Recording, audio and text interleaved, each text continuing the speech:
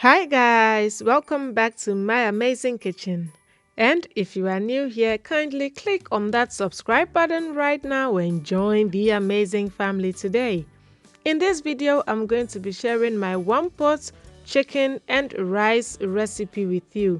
This is so simple to make, takes no time at all, and you are going to be making this over and over again. So let's get started.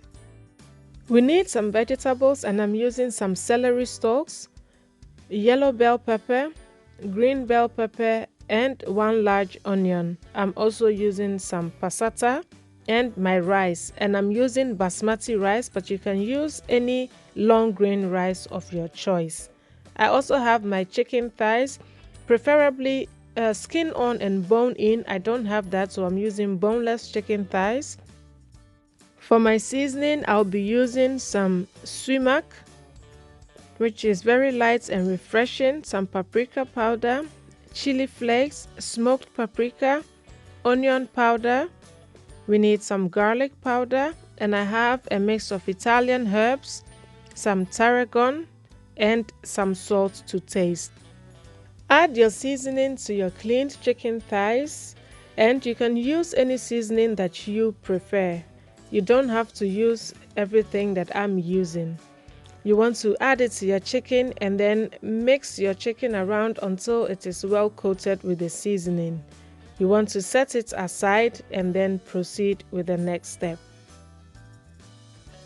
Add about 4 tablespoons of olive oil or any oil of your choice into an oven-safe pot or dish, and then add your chicken. We are going to sear the chicken on both sides. We are not going to cook it through. All we want is just a sear. This is because we are going to bake the dish, and so if you cook it at this stage, your chicken is going to become very dry. Unless that is what you are going for, kindly feel free to cook it any way you prefer. Turn over your chicken when it is nicely seared, and then sear the other side as well. When it's done, you want to remove it from your pot and set it aside, and then proceed with the next step.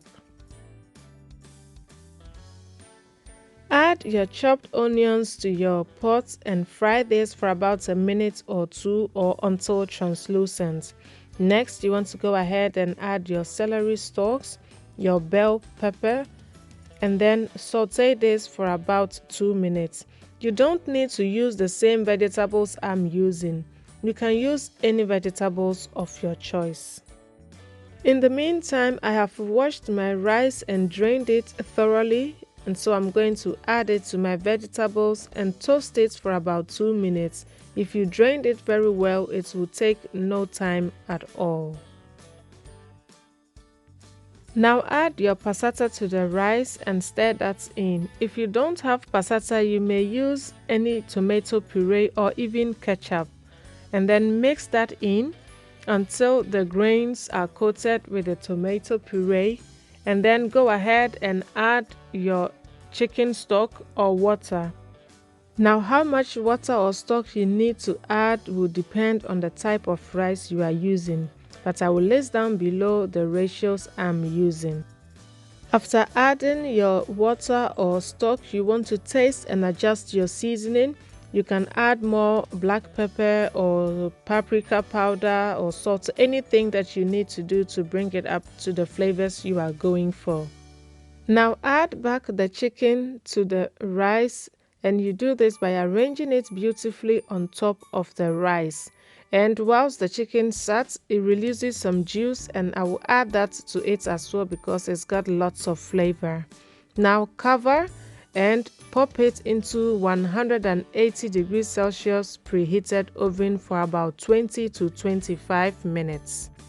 Just cover with some aluminum foil or parchment paper if your pot doesn't have a lid. 25 minutes later, and our one pot chicken and rice is ready to be served.